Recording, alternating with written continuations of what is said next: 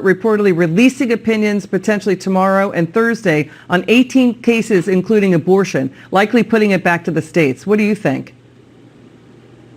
Well, I'm very concerned. Obviously, the communities where the judges live have shown that they're not prepared to protect the justices, and we've seen already an attempt made on Justice Kavanaugh's life. There are going to be riots all across the country on this. They're prepared. We've heard that they're ready to do this. It's really bad. I mean, it's tragic because they're trying to influence the court and stop this decision. That's the whole point of it. And it's illegal to do it. So where's Merrick Garland on it still? Congressman? Well, I missed your question there, Liz. Where is A.G. Garland on these illegal protests? Well, he doesn't seem to have an opinion about it. He'd rather go after the school boards and parents that are protesting at school boards than people who are threatening the lives of our justices. So he seems to be absent from his job. You know, Joe, so they're putting up barricades around the Supreme Court right now. They're doing fencing. Joe, we're already halfway through 2022. Already 5 major cities, Los Angeles, D.C., Baltimore, Milwaukee, and Atlanta, they're on pace to surpass their steep 2021 homicide totals. How are weak on crime policies compassionate to an innocent public? Well, I'll tell you what we're seeing with these policies. It's creating a culture of lawlessness in this country where nobody's accountable for their actions. There's just no consequences anymore. And we're seeing this played out in our urban communities every single day. Just over the weekend, we had dozens of people shot in Chicago. We had a mass shooting in Washington, D.C., where we had a 15-year-old murdered and a police officer shot. That's in a town where murders are already up 10%, robberies are up 34%. It's playing out in other cities across America. Seattle murders up 55%. In Portland, 21%. In New to thank for it. And, you know, nobody's worse than Chesa Boudin, and thankfully he got outed. But next up, George Gascon. You're next up on the chopping block because D.A. Gascon cut a sweetheart deal to a violent repeat felon. Forget this. Felon in possession of a firearm. What idiot would give someone like that probation? And while they were out, that individual murdered Officer Perales and Santana in cold blood. He never should have been free in the first place. And if D.A. Gascon had a shred of integrity, he would resign in shame for what he's done. And you know what? History's going to judge him for his cowardice. And to Congressman, to what Joe's saying, the parents of one of the police officers shot by that known felon who was out on a plea deal. He was arrested for illegal gun possession. They're now blaming the weak on crime DA, George Gascon. You know, Congressman, remember when the left were gearing up their gotcha moment?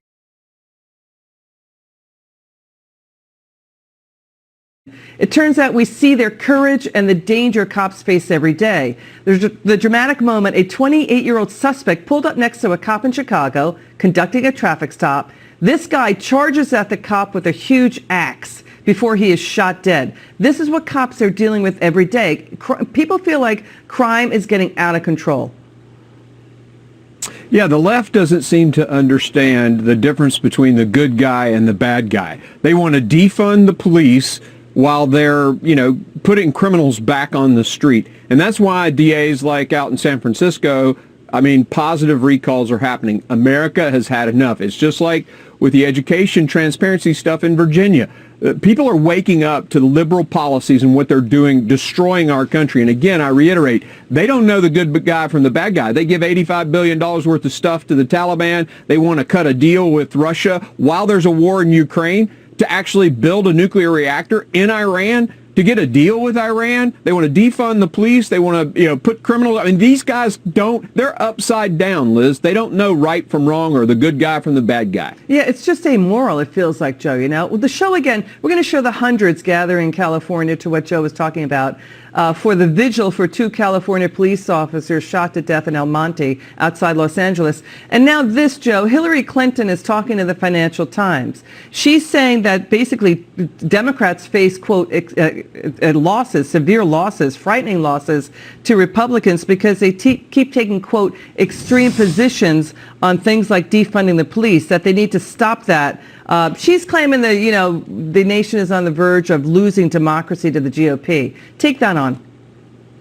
Well, I'll tell you, I think a lot of people are waking up and just how big of a loser defund the police. I mean, shocker, people want police officers in their community, right? Anybody with a brain should understand that. But you know what? The American people are not stupid. They're pissed off. They're tired of this woke agenda and the fact that these revolving door criminal justice policies are ruining their communities for a generation. We want safe streets. We want to feel comfortable walking our kids to school. And I'm telling you right now, Liz, there is going to be a reckoning at the polls because the American people are fed up with it. They want law and order in their communities, and they're going to elect people that are going to give it to them. You know, what's really disturbing to what Joe is saying, Congressman, is, crime is hitting U.S. cities hard. They locked down and shut down Americans. Then they defunded, and right as Biden was letting the border collapse, and drug gangs and more are pouring in to U.S. cities. We see dozens of gangs in Chicago. The number of terrorists on the FBI watch list caught at the U.S. borders,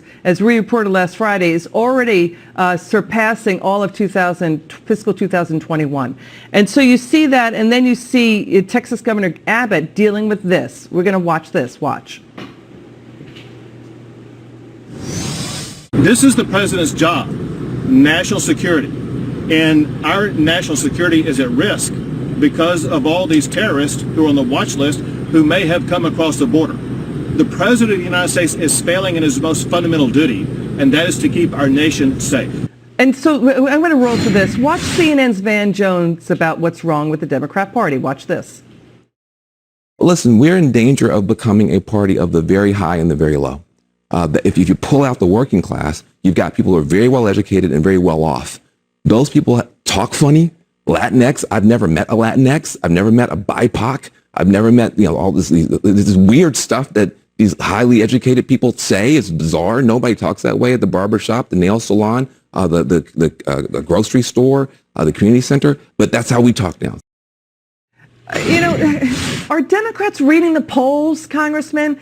Gallup is saying Americans are more concerned about crime than they have ever been in the last 6 years. So why are they so out to lunch and not reading and listening to what people on the street are telling them via the polls? Yeah, they're just doubling down, Liz, and no one seems to understand why. Even I think it was Hillary Clinton herself that said it just fails to common sense. And you mentioned earlier or that she said democracy was going to be, extinct. Honestly, I think it's the Democrat Party that's going to be extinct because Americans have had it, whether it's the border, whether it's the criminal situation. It's just I hope they get trounced.